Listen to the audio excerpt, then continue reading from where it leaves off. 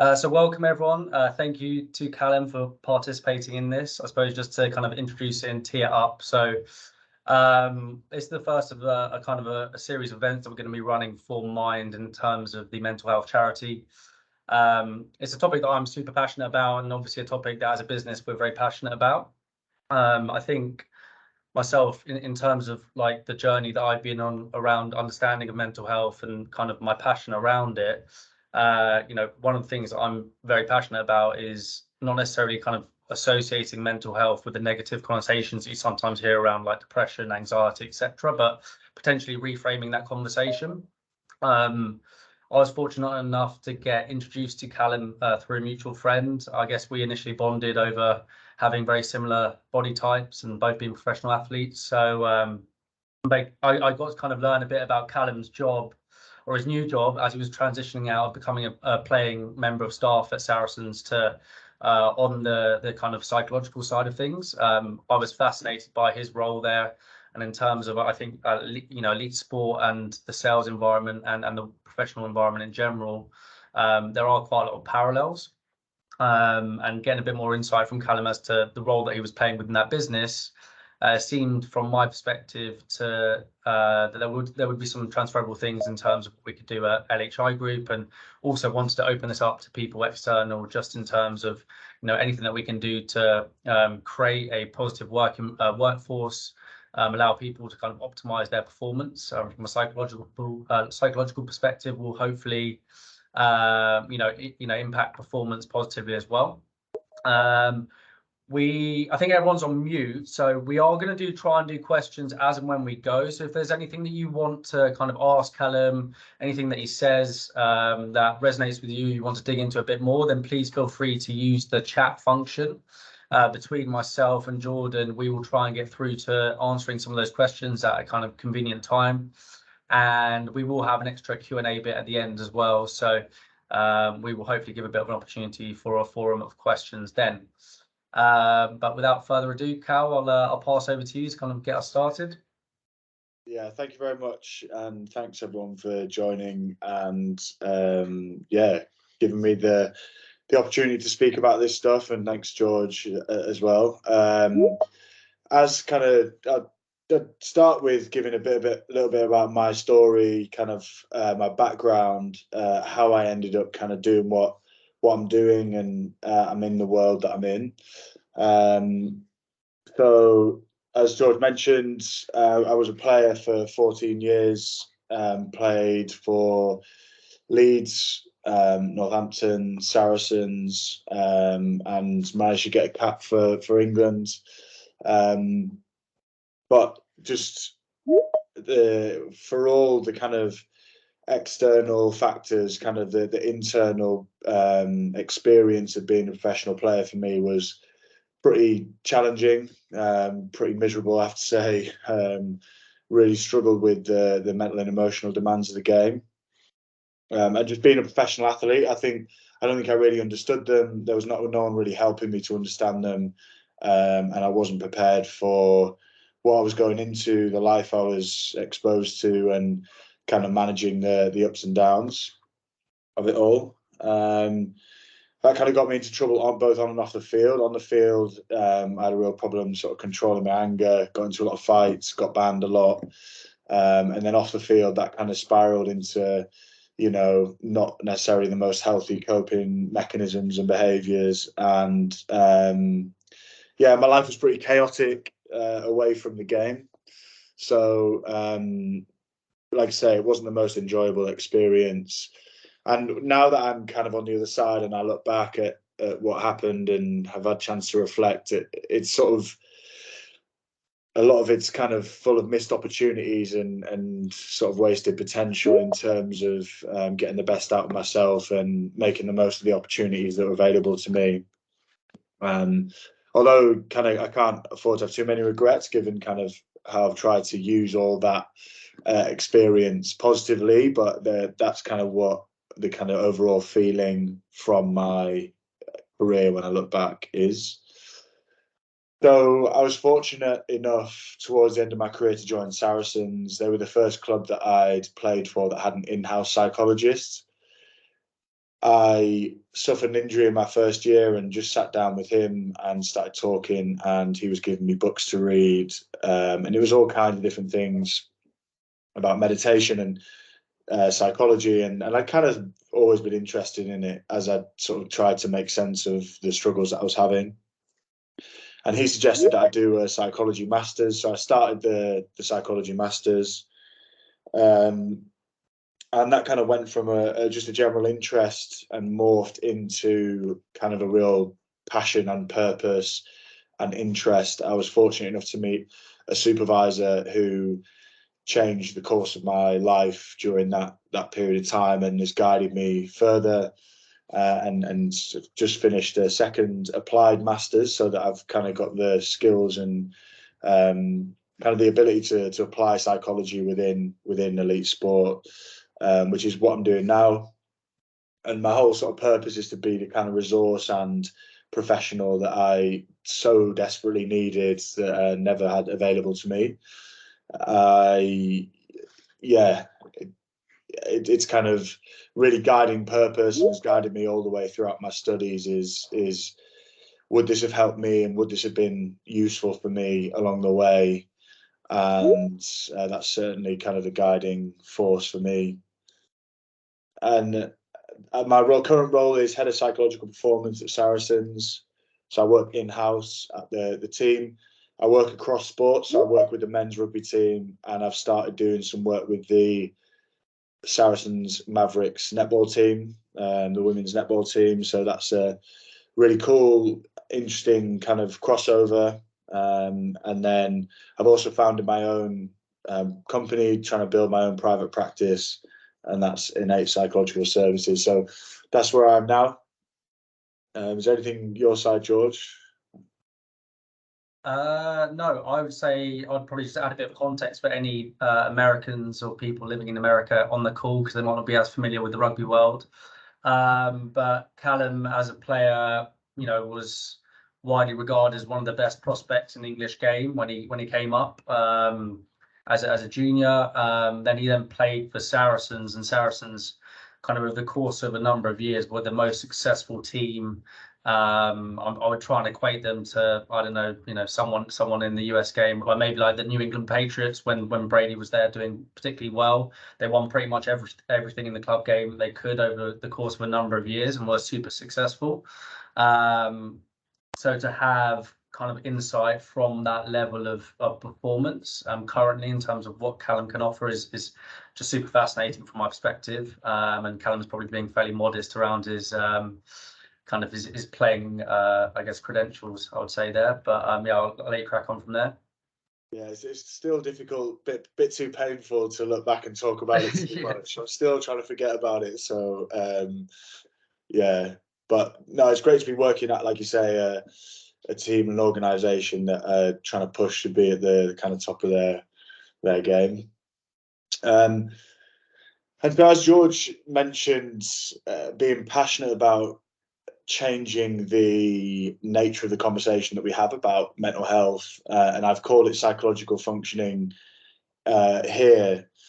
And I entered kind of my studies thinking about psychology in a very narrow way, in terms of, just as George said, it's about alleviating distress, such as anxiety, depression, and kind of more difficult and problematic states of psychological functioning. And then when I entered my studies and began studying, I was opened up to this whole new way of approaching psychology, a whole new way of thinking about the human condition. And that's been massively instrumental in my education, but then also in the practice and the progress that I can make and have been able to make with some of the people that I work with. So to give a broad overview of the area of psychology that I studied, if you imagine this is a scale of psychological functioning, -10 being very negative states. So as we've spoken about there, you kind of really difficult, problematic states of psychological functioning. and +10 being the kind of the upper end of that. So these types of kind of emotional, this is kind of the emotional feeling state that I'm talking about. But also there's a couple of sort of qualities and traits in there that probably resonate with what sort of 10 out of 10 psychological functioning looks like. So as I said, traditional psychology and the whole discipline as a whole, and a lot of the conversation around mental health and what we believe it to be, for a long time, has been focused on kind of this area. So, you know, what does this look like? How do we stop this from happening? How do we alleviate this type of condition? And that's the whole discipline, really. And towards the end of the 20th century and then into the new kind of since the turn of the millennium, psychology's had a turn, and the area of psychology that I've been studying, positive psychology, has been focused a lot more on this upper end of the spectrum. And when I started studying this, I kind of thought, wow, like I approached this thinking I felt, you know, in the red when I was a player, and I was seeking to alleviate the distress I was in. But actually, I missed a whole opportunity to kind of optimize my psychological performance and be able to access these sort of more positive states. And you experience them in small moments when, I don't know, you might have a great day at the office and you win a game and you perform well. But consistently, I was kind of very, very volatile, very up and down, fluctuating a lot. So it completely opened my mind up to what's possible when it comes to psychology. And the analogy to draw in sport is, if you imagine, instead of psychological, that said physical functioning, we're in the gym every day, we're out on the field every day. We know we're not accepting anything less than a 9 out of 10, you know, and we're pushing for a 10 out of 10 when it comes to physical fitness and physical performance. Yeah, when it comes to psychological performance, generally we only really care when we're a -7 out of 10, typically. And it was just crazy. We would never think about the physical body in the same way. Like, we're only going to go to the gym when we're like really out of shape. As professional athletes, that just doesn't enter your kind of thought process. So that hopefully that gives like a bit of a picture of kind of like where I'm coming at this from, and the shift in my own thinking, and the shift and the type of dynamic that I want to shift in sport. Anything on that, George? Cal, Yeah. just out of curiosity, when you were like the majority of your career, where were you operating on that spectrum, would you say? I'd say I was trying to dig myself out of sort of the deeper end. But equally, you know, there's a lot of people in, and this is in career, in life, that spend a lot of time in that midsection that's pretty bland, pretty dull, and you know, like, it's kind of, you know, it's people like, I'm not suffering enough to really seek help or seek intervention, but more asking the question of like, but what about this stuff? Like, where can I go? What's possible? What can I actually achieve here? So I'd say, you know, very fleetingly, maybe in the odd moment, experience those kind of really positive states when you win a championship, or you're on a roll, or things are going your way. But consistently, I'd say I was 0 or below. But maybe that's just my experience, I suppose.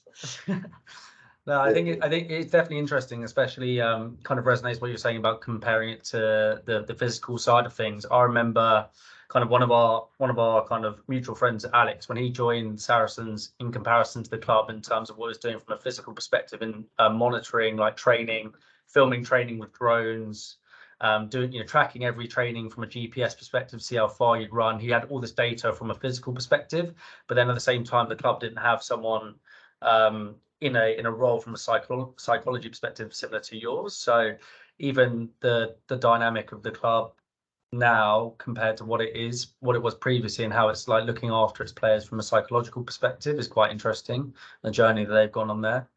Yeah, there's still like, it was funny, the other day I walked into the club and there was a meeting with all of the staff that are like responsible for the physical condition of the athletes. So you've got physios, massage therapists, you've got S&C staff, then you've got interns, you've got nutritionists, you've got this, that, and the other. So that's all about the physical condition. And then I just thought, like, if we were to have one with the psychology, it would literally just be like I'd be on my own, having a meeting with myself. So it's like we've still got a long way to go in terms of like the resource we put into it, but we are making massive strides forward, and we are better than a hell of a lot of other clubs in that regard. So yeah, it's funny. Nice.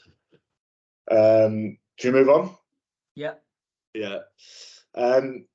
So the second part I wanted to kind of touch on is what people think of, the connotations when people think of psychology, and the things that are possible with psychology, the various practices, the various methods. And this could be any human being just walking through life. And obviously have the past, the present, and the future. And when people generally think about psychology, they think that they're going to talk about their childhood and what happens to them when they grew up, therapy, counselling. And that's really helpful if there's things in your past that you want to understand that help you understand, that help you to understand and to reason with and to make sense of where you are today. That they're really helpful. Equally, there's practices and approaches that help you kind of focus on the present moment a little bit more, as said there, mindfulness and meditation. But I think what's underestimated within psychology, and we don't do enough as human beings typically, is look the other way. So this is about coaching and mentoring, and this is my sort of area and field of practice. Because with the players who I typically work with, it's really difficult to make much progress sort of sat down talking about how they were brought up and trauma and anything like that. We rarely get any serious cases of stuff like that. However, what they do need often is guidance and structure to where they want to get to. Otherwise, they just kind of bumble along in life and never really make the progress that they want to make. So that's all that's kind of my practice, and what I spend a lot of my time doing with various people within the Saracens organisation. I wanted to go through a few case studies to kind of put some detail on that, people that I've coached, and then the kind of ways in which to work with them, and then some of the kind of benefits that have happened as an outcome. So this is Ben, who I played with when I was at the club, retired, and then sort of started coaching and mentoring a little bit. And we started working together, as it says there on the sort of timeline section. He actually came to me after a really disappointing selection decision. Ben had a really good start to his career. He got a few England caps in the beginning, and then he got kicked out of the team, and he sort of hit a plateau. And we were playing a game away in Manchester, and the head coach said to him, "We've picked our toughest team, and you're not tough enough to be in it," basically. And he was disappointed, he was angry, he was frustrated. So he reached out to me and said, "Can we have a chat?" I said, "Yeah, no worries." And we sort of talked through the situation. You know, I've been there, I know how it feels, it's not pleasant, etc., etc.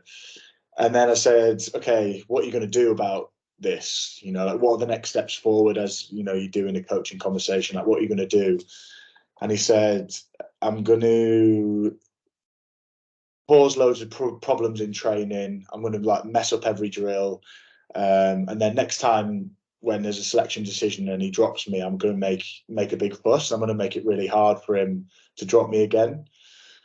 And I was like, okay, I mean, that's one choice you could make. That's one path you could go down. But there is another way.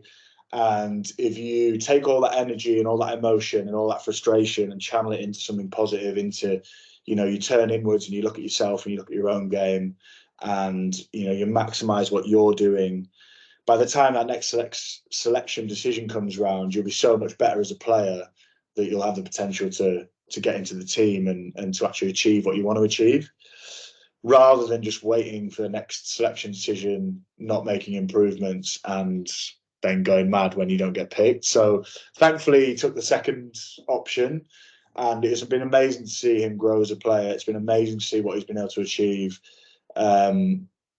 That says Partnership Player of the Year, but it should say Premiership Player of the Year. In 6 months after we started working together, we got Premiership Player of the Year, and then got back into the England squad this time round, which was really promising, rewarding.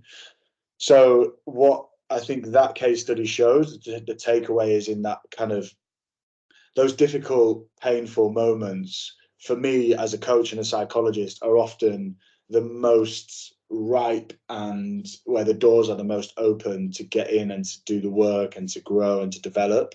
And then now what's rewarding as well with Ben is he's now got the resources to kind of do that sort of stuff himself, and he doesn't need necessarily me. We check in every now and then and we work together over time, but he's got the resources now to be able to kind of stand on his own 2 feet and make the progress that he wants to make. Yeah. So that's Ben.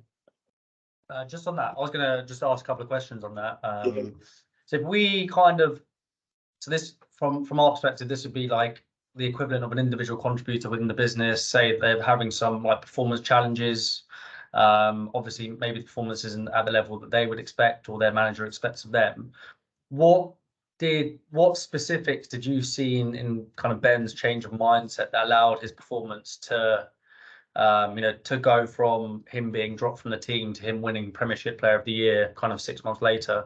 Yeah, well, this is the big psychological thing, is when you start looking within, that you find the answers to the questions. And I think he was very much in the first part of his career kind of, if it didn't go well, it was someone else's fault, or, oh God, like I'm doing everything I possibly can. But when we actually sat down and we started to work through some of the possibilities and started to explore some of the opportunities available to him, the penny started to drop that, oh, I'm not maximizing my time here and there's more I could do. And his whole way of being changed. So he's doing extra work. His whole week, the plan for his whole week became his own. He was proactive. I'm going to do this extra bit here. I'm going to work on this in the gym because I need to be strong in this position. And he just started to take complete ownership over his career versus kind of sitting around waiting to be told what to do, kind of hoping that someone was going to come and just hand him what he wanted on a plate. He kind of made that conscious decision to go and get it for himself. So it was kind of but it was basically helping him find himself in it all, and asking him the right questions and guiding him towards what he probably knew deep down anyway. And when you actually listen to him reflect on it, he does say, like, I couldn't believe I used to behave that way. I couldn't believe I thought I would get where I wanted to get to, acting like I was. So it's kind of cool hearing him reflect on the journey as well. Yeah. It's definitely an interesting one. Kind of amazing case study. Yeah. I'll let you roll on to the next one. Yeah. This is kind of like another similar situation in that when I started working with Andy, it was 4th year in our academy. He was the coaches kind of said, this guy's lost. He doesn't know what he's doing. He doesn't know who he is as a player. And I saw potential in Andy. I used to train with him, and he was competitive, and there was something about him. And I don't know, there was a potential in there that just needed some nurturing and needed some kind of development. And he was the first person I actually started trying all of my training with. He was client number 1, really. And just over the course of our work together, what we helped him to do was really focus on his strengths, find his identity as a player, control his emotions in the game, focus on the task at hand, calm himself down. If he did something good, bring himself back down to earth. If he made a mistake, being able to kind of find that calm, consistent emotional state. And as a result, he just got better and better and better. And it's the same thing with Ben. He started looking inward at himself. He started reflecting on what he could do better. And 12 months after we started working together, I think he got his Scotland debut, and has then got Young Player of the Season, and has just continued to grow and develop. And I actually sat down and asked him what was beneficial from the work that we'd done together, like what made the change. And he said he'd spent 4 years at Saracens waiting for someone else to tell him who to be, how to play the game. And then over the course of us working together, he said he got to find that out all for himself. So that was really rewarding in that, like, you know, that shift from waiting for someone else to kind of guide you and tell you what to do, to kind of making your own decisions, finding your own personal responsibility, being the author and the authority over your own sort of destiny, if you like, was again the same. It's the same core message, really. Is taking that responsibility and finding areas that you can improve. Yeah. Anything on that? You mentioned something in there, and it's kind of similar to a bit of advice I got from someone from within our business previously. It was like, and it's probably kind of the similarity between sales and professional sports to an extent, although they are different pressures, is that I think, you know, how important is it for your capacity to stay level? Because if it's going well, sometimes you can get ahead of yourself and really, you know, become overconfident, which leads to a decrease in performance. And on the flip side, if it's not going particularly well, and you're trying to kind of make changes and the performance isn't where you'd expect it, you can beat yourself up, which is also counterproductive for increasing performance. So, you know, what would you advise to people in that situation currently? So Andy's a classic case of what you're talking about. So like, he would do something good in a game and he would think he was the man, and he would start getting carried away and throwing the ball around, like trying crazy stuff that just you should never be trying. Equally, when he'd make a mistake, he'd go charging around trying to make up for it, and then he'd make another mistake. So the whole thing with Andy was to help him find a way of riding those emotional waves a bit smoother. And the way to do that was to help him build a process for himself, because he had something to come back to, something to anchor back to in those moments to keep him level. So whether he's too high or too low, get back to process. And I think when I talk about Ben and the training week, what we did was make sure that Andy had a consistent process that guided him towards where he wanted to go to. And if he'd had a bad game, a good game, he comes in on a Monday and he starts and walks the journey again and just goes through the process, and that gives him the best opportunity to perform.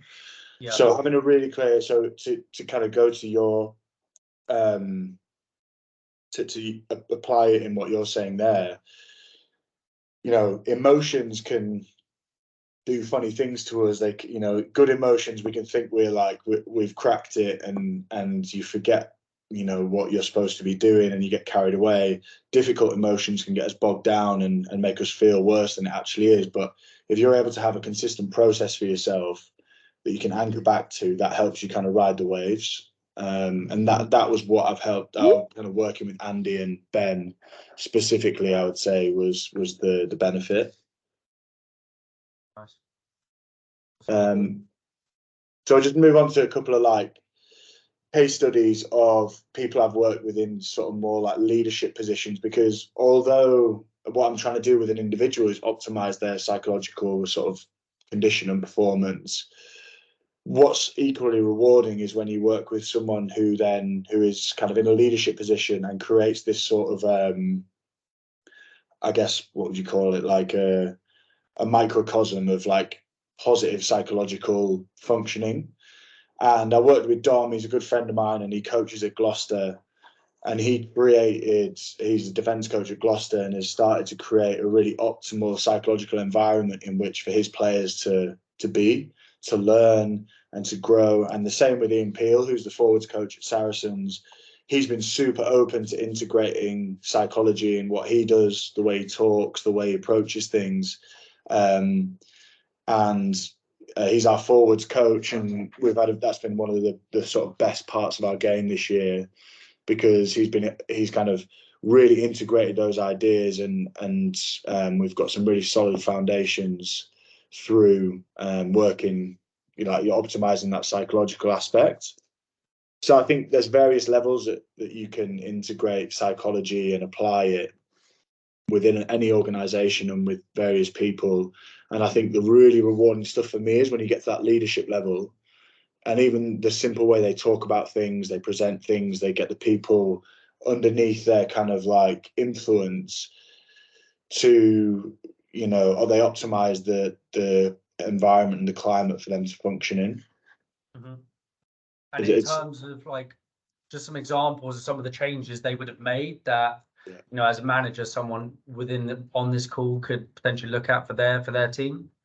Yeah, so I'll take Peely for example, because I work with him a lot more closely.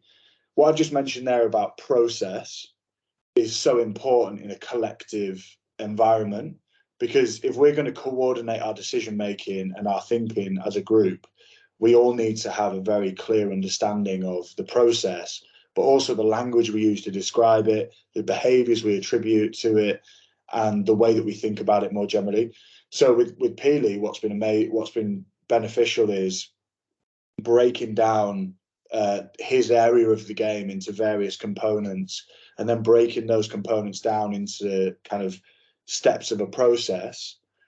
Mm-hmm. And that model guides our whole training, it guides our analysis, it guides our thinking, it guides the language we use. And what I've noticed from watching is the players are so much more engaged in what we're doing, and everything makes sense. We're not wasting time, we're efficient. We're going to do this drill to work on this area of this component of our process. And it just brings sort of focus and energy and life to everything that we do. So again, it comes back to that process thing. If we understand our collective processes, then we have something to fall back on in times of stress or difficulty or challenge, and we're not just kind of living on the waves of the emotion. Because we can have a good day, a good scrum, a bad line out, but if we come back to process, we know how to we know what we're doing and where to come back to, and then how to get ourselves back onto the front foot again. Nice. So I don't know if there's any parallels in terms of your world, in terms of process and definitely. I think one of the things you said there, like one of the learns and mistakes that I made last year was probably coming into a new team, and I think I'd worked for 6 years in the previous team, and there was an understanding of the why behind we did everything. So the process, what we're doing and why we're doing it, was already decided. It'd been implemented over the course of like 6 years. And then there's probably some miscommunications from my perspective coming into a new team here, just as the assumption that everyone understood why we were doing stuff.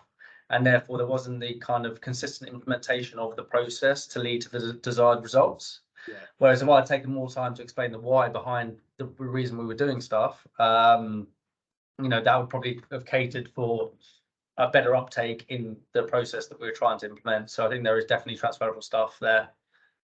Yeah, and interestingly, what you're saying there is we had a period of time at Saracens where we had the same players for sort of 10 years, and a lot of the understanding of the processes were implicit.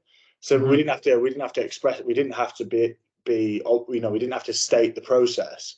But now we've got a lot of younger players coming through. We've made new signings, etc. We've got to actually start to coach in a systemic way, because the people in the room haven't been here for 5 years picking it up by osmosis type thing. Yeah. So like you're saying there, it just kind of really understanding like who we are and what our process is, so that people coming into the environment as well, new players, young players, can really grasp it quickly rather than just waiting for time to pick it up. So this is just kind of an example of how to apply the findings from the field of psychology in how we would apply it in elite sport. So just taking one of the most established findings from psychological research is around the power of positive relationships. And this is in life more broadly, but this is also in the workplace, so it has application everywhere. And the research on this is so robust, so established, and I'm sure you're probably aware of it or heard of it before. But things like, the higher quality relationships within organizations, enhance creativity and productivity, reduce stress and burnout. Every single theory around happiness and well-being has relationships involved in it. So it's so central and so important in our mental and emotional health is the quality of our relationships. As this one states, physical health outcomes. It's so important in predicting how long you're going to live, how quick wounds heal, recovery from things like cancer and illness. Like good quality positive relationships are a huge impact, influential factor in those things, and they're a resource to fall back on, and provide resilience in kind of the more challenging times. Yeah. So all this evidence is like really strong and pretty unequivocal. Interestingly, the opposite is true on the flip side. So negative relationships can actually be some of the most damaging, impacts on creativity, productivity. They can massively increase stress and burnout. So it's definitely something of a double-edged sword. Mm-hmm. But when we think about positive relationships, there's a few different ways of conceptualizing them and talking about them. But there's one I particularly like, and the positive relationships have a set few characteristics. One is high emotional carrying capacity. So what this means is, in a good quality relationship, we're able to discuss emotion easily, and it's not transactional in like, oh hi mate, how are you doing? Yeah, all good. You're actually able to discuss how you're feeling, what emotions are going on. You're able to work through tensions and frustrations, etc. That's a really important facet of a good quality relationship. High tensility in that, it can bend and strain. It doesn't break if there's a minor conflict or whatever. High connectivity in that within the relationship, you're able to express different ideas. You're able to kind of explore new ground, etc. And the final one is like a general feeling of when you're in relationship with that person, there's vitality, it's mutually felt, and there's positive regard there. So it's not kind of a negative or toxic feeling when you're in and around that person. So as a snapshot, that's one way of thinking about what a positive relationship is.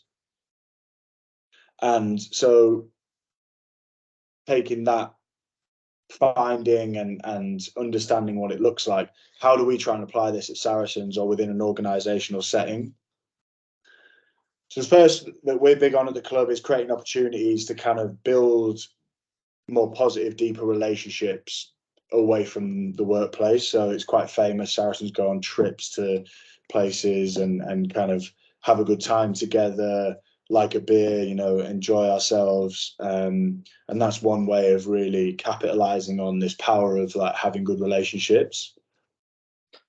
One of the big things we do is we have a dining hall at the club, and there's nowhere really else to sit during our off times. We all eat together, we have breakfast together, we have lunch together, and that's just like a real communal time of conversation and bonding and, kind of getting together.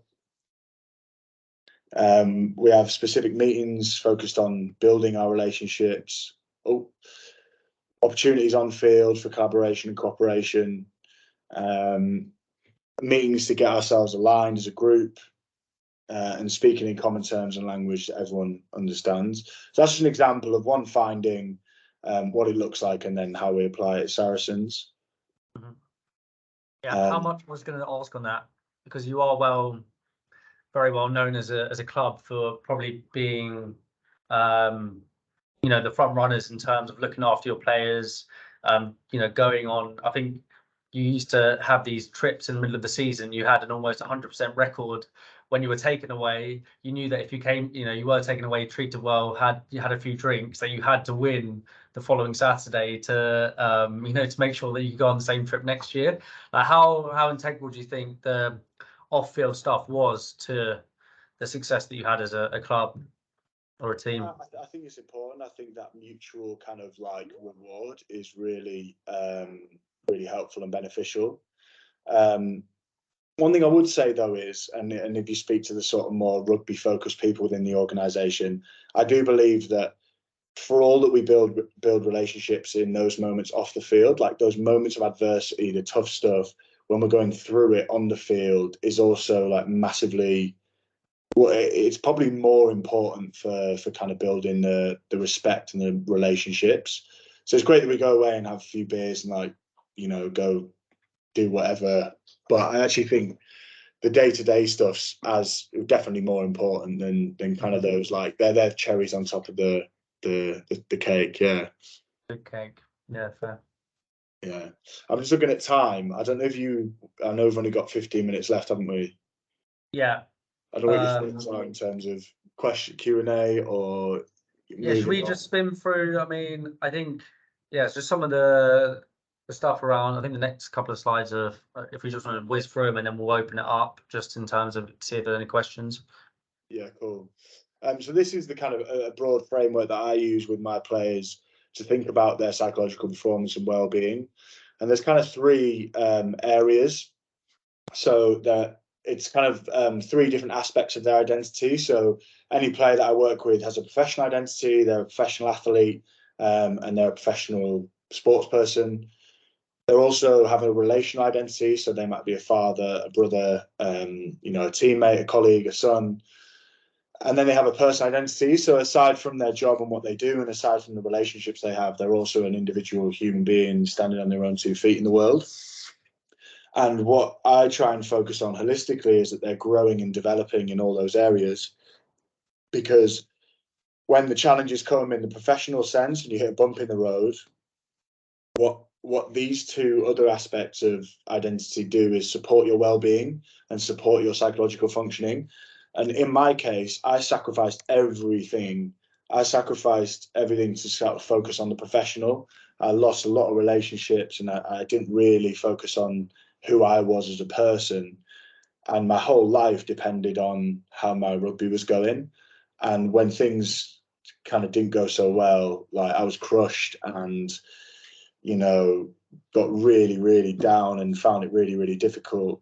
And it's only since retiring that I've been able to sort of start focusing a lot more on the relational side and understanding who I am as a person. So I always work with my players on trying to develop all three areas so that when the inevitable problems happen, injury, retirement, that they know who they are and they've got good relationships in their life to kind of see them through the difficult moments. Yeah, I think even just kind of as a manager, if you do develop from like a personal perspective, you have more, and from a relational perspective, you have more empathy. That does make you better as a manager and makes you better as a professional person as well. So it's probably fairly interlinked. I think when you look at any person, if you're in a manager's position, understand that there's more than just what that person's doing as a job. They have a relational identity and what's going on with them in that sense, and they're also a human being, like and that needs respecting too. Because the paradox of it all is the more you build them up in these two areas, the better they are at their job anyway.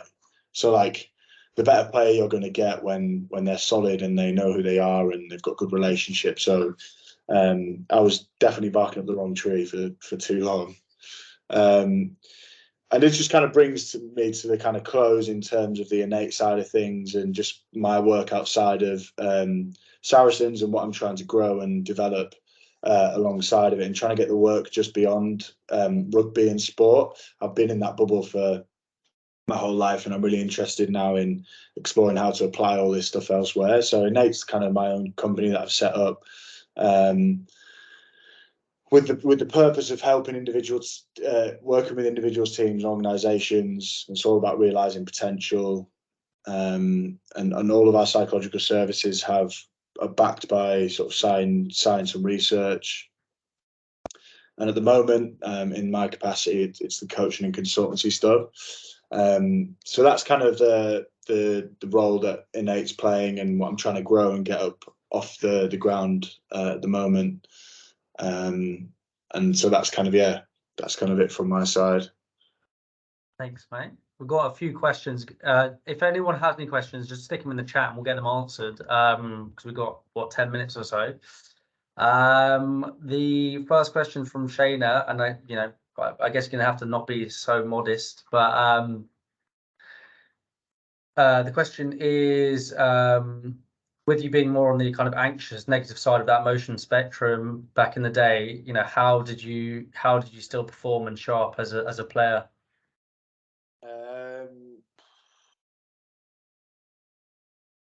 Yeah, it's an interesting question. I'm not sure. I just muddled my way through, if I'm honest. I wouldn't say there's very few occasions where I'd say I was in like great psychological shape to be out there performing. And I actually can't watch myself play anymore. Like I can't look back at my. It's like I don't know. I see a troubled person. It's hard. It's hard, but yeah, I don't know how I did it, to be honest. But I don't think I'm alone in that. I think a lot of players, because we just don't pay enough attention to it, are out there not feeling $1 million. So yeah, it's kind of the issue I'm trying to address.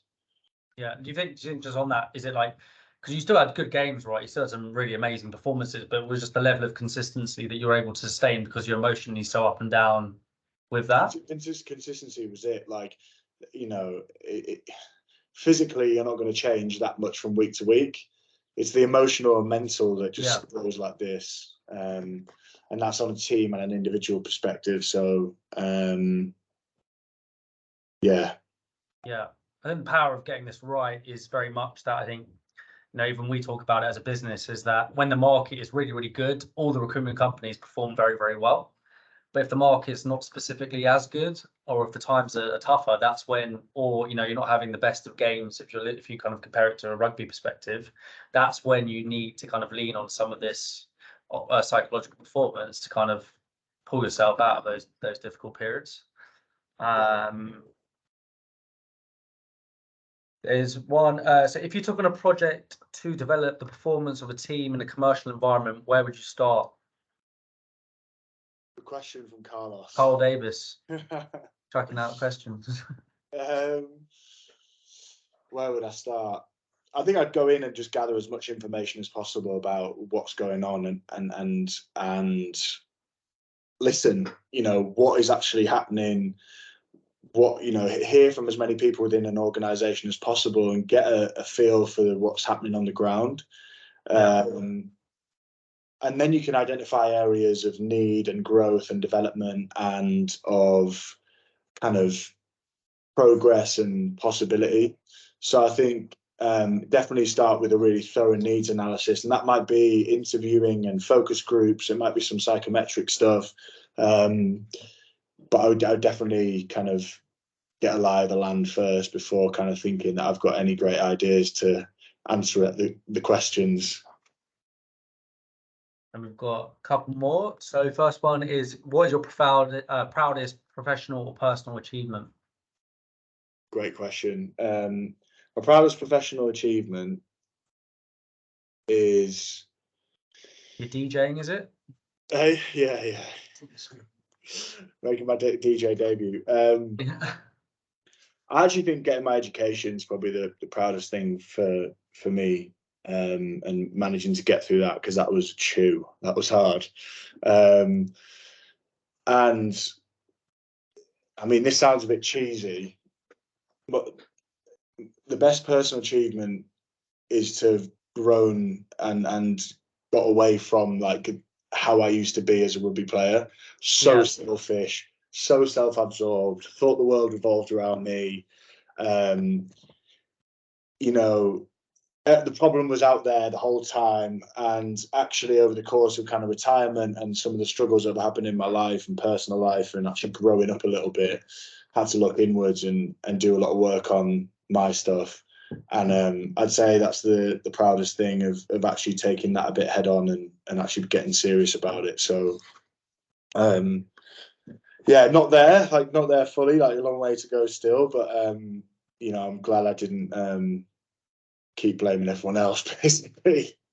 That's a good answer. And then one from Westwood. So what's one piece of advice to balance those three pillars of work, personal and social, not allowing one area to define your day, week or month? Yeah, another good one.